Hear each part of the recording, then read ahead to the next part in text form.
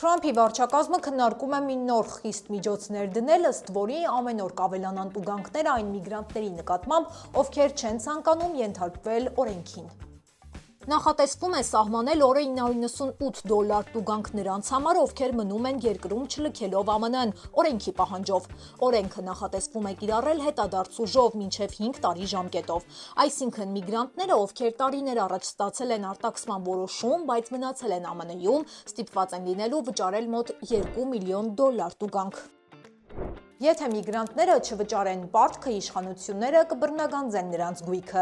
Իսկ այժմ այն մասին, թե ինչ ենք պատմելու հաջորդիվ։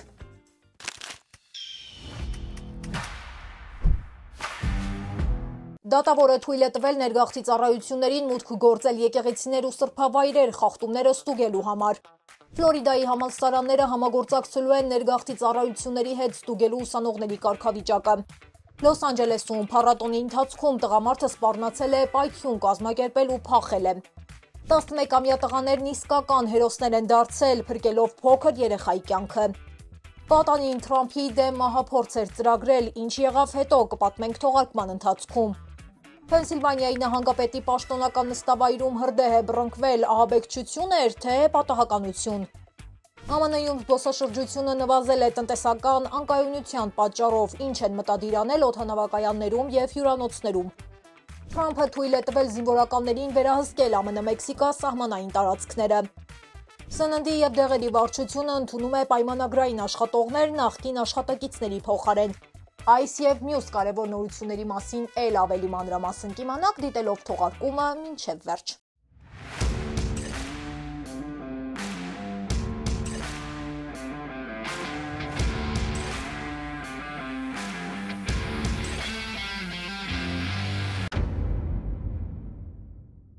Բարև ձեզ, դուք դիտում եք Glendale Newsroom-ի հերթական թողարկումը, ես Լենա Կարապետյանն եմ ու մեր թիմի հետ ուզում եմ շնորհակալություն հայտնել ձեզ, մենք YouTube-ում արդեն 5000 ենք ու այս ամենը միայն ձեր ակտիվության շնորհիվ, այնպես որ շարունակեք մնալ ակտիվ, ինչպես նաև կոմենտներում գրեք, թե որ քաղաքից կամ երկրից եք հետևում մեզ։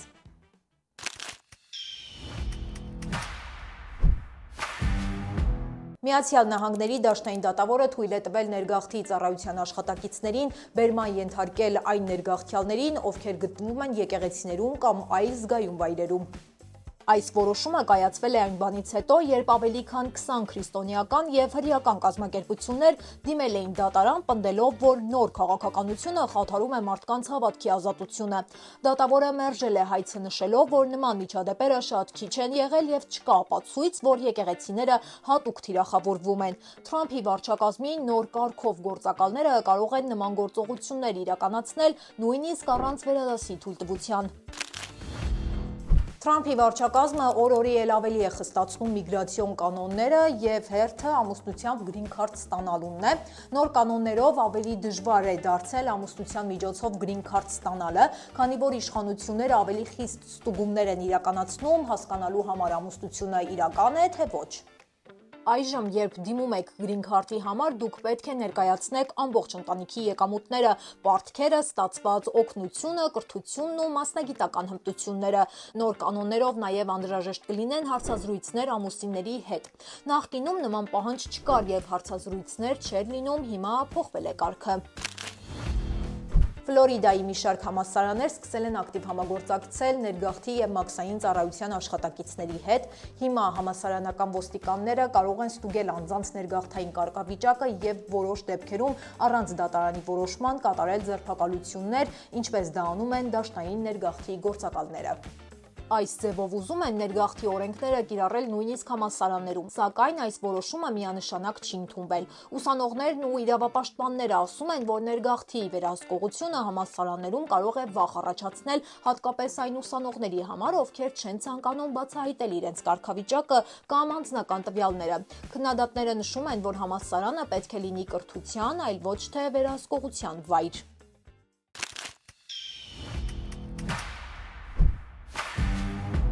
Նոր կառավարության վարած քաղաքականության պատճառով ԱՄՆ վիզաների ստացումը էլ ավելի դժվար է դառնում։ Որոշ մարդկանց համար մերժվելը բախտի գործոն է, բայց մեր գործընկերները բազմիցս ապացուցել են, որ ճիշտ և պլանավորված աշխատանքի դեպքում բախտը երկրորդական է։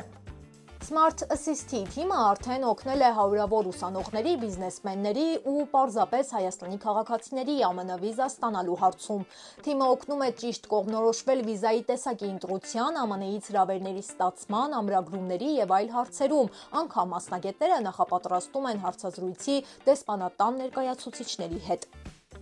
Նշեմ, որ առաջին խորհրդատվությունը անվճար է, միայն պետք է անցնել թողարկման տակ տեղադրված հղումով, որը կգտնեք մեկնաբանությունների բաժնում, լրացնել հարցաթերթիկը ու Smart Assist-ի թիմը կապ կհաստատի ձեզ հետ։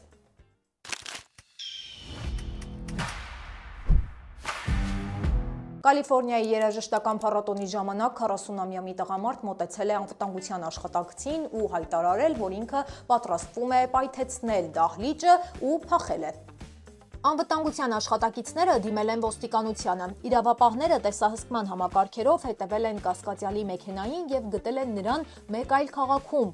Մեքենայում զենք կամ պայթուցիկ նյութեր չեն հայտնաբերվել, բայց տղամարդը պայթյունի սպառնալիք հնչեցնելու համար մեղադրվում է եւ կալանավորված է $1 միլիոն գրավով։ Փառատոնը շարունակվում է անվտանգության խիստ վերահսկողության պայմաններում։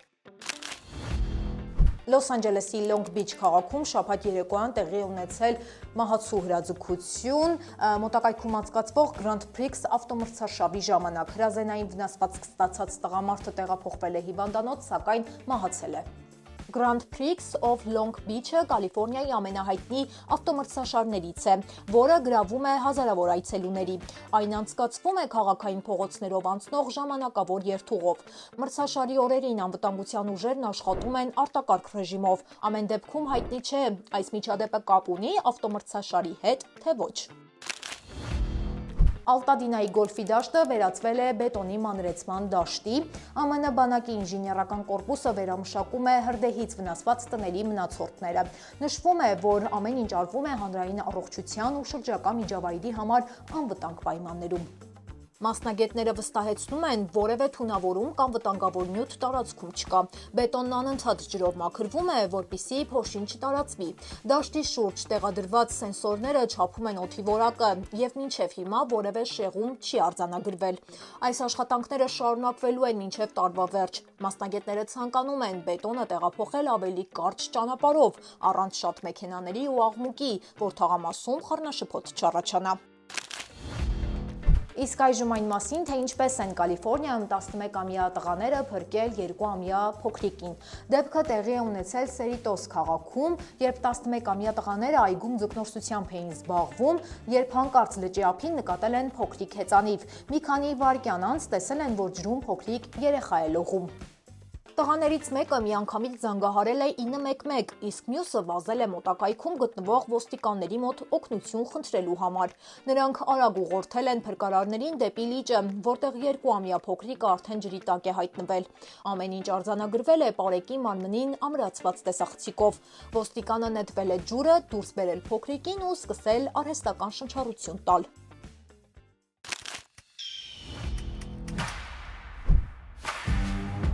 Մինչև թողարկման մյուս կարևոր նորություններին անցնելը, եկեք տեսնենք, թե ինչ է հրապարակված մեր Facebook-յան էջում։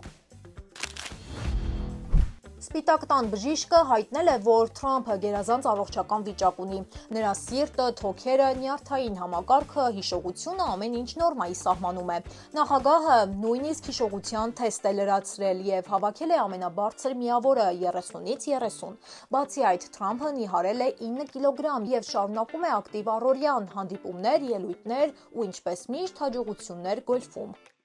Կալիֆորնիայի Հանթինգթոնի լողափին գտել են սատկած մոխրագույն կետ, մոտ 15 մետր երկարությամբ։ Փրկարարներն ափամերձ հատվածը փակել են, իսկ կենդանիների պահպանության մասնագետները փորձում են պարզել կետի սատկելու պատճառը։ Նախնական զննությամբ կետի մարմնի վրա վնասվածքներ չեն գտել։ Սա արդեն երկրորդ նման դեպքն է այս տարի նույն վայրում։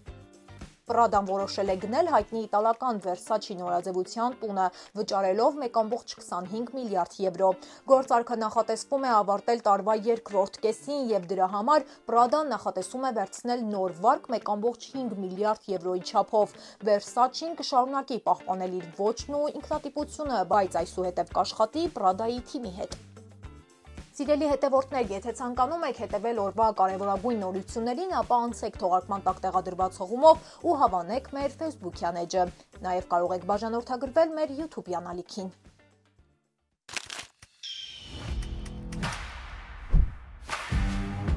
Վինսկոնսին նահանգում 17-ամյա պատանին մեղադրվում է մոր և խորթ հոր սպանության մեջ։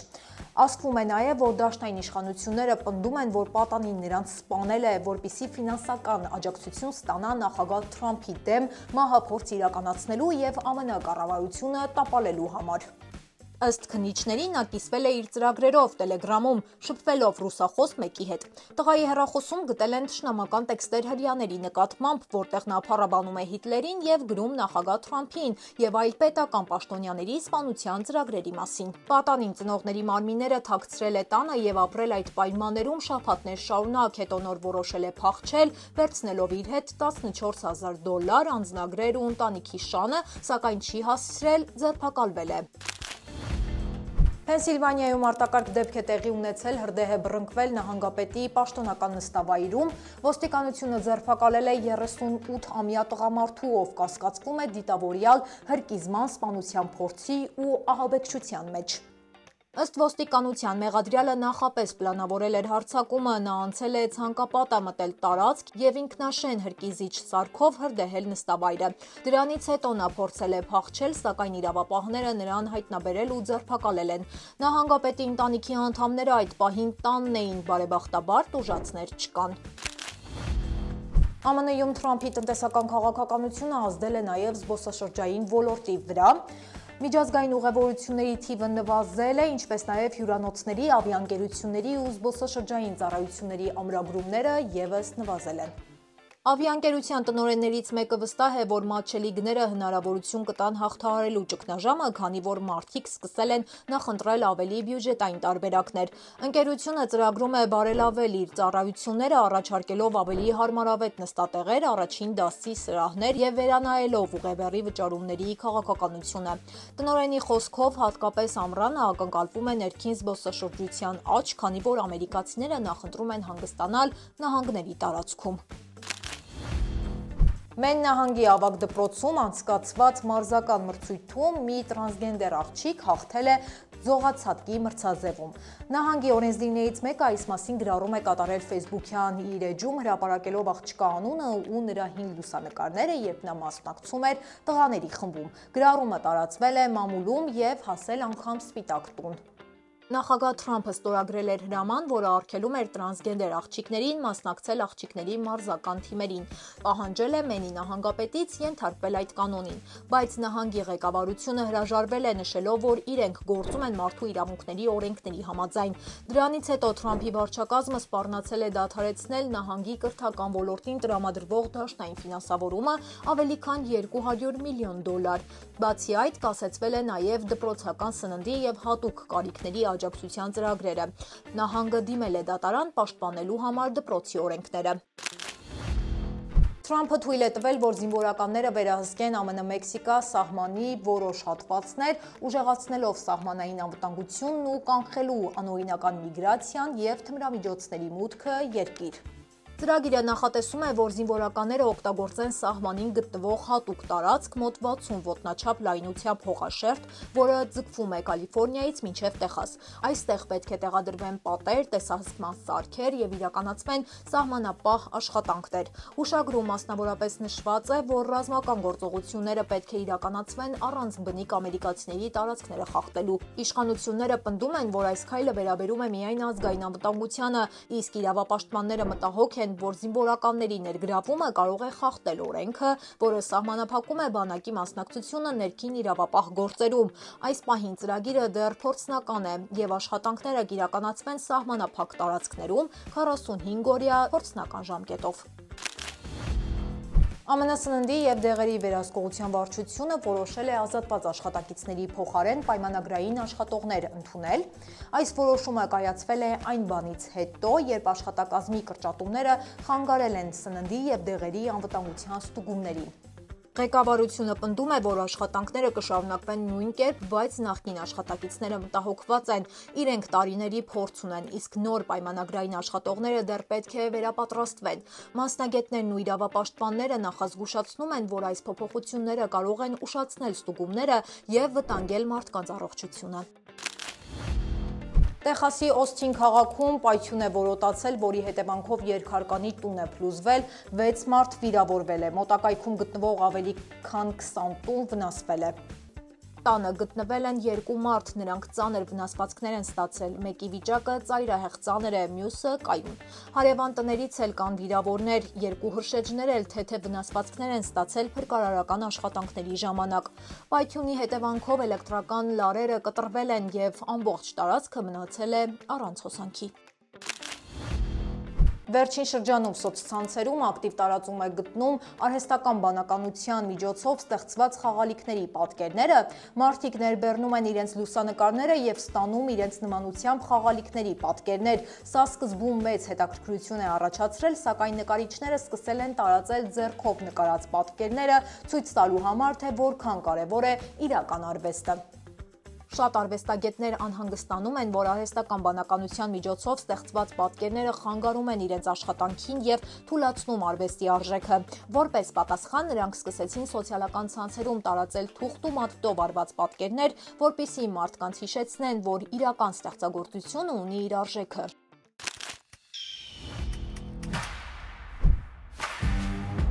Սիրելի հետևորդներ, շնորհակալ ենք թողարկումը մինչև վերջ դիտելու համար, մենք բարձր ենք գնահատում ձեր ակտիվությունը, սիրով կարդում ենք բոլորիդ նամակներն ու մեկնաբանությունները։ Եթե ցանկանում եք առաջինը դիտել մեր թողարկումները, ապա բաժանորդագրվեք մեր YouTube-յան ալիքին, սեղմելով subscribe կոճակը։ Այս ժամի համար այսքանը, շնորհակալություն, կհանդիպենք 2 օրից։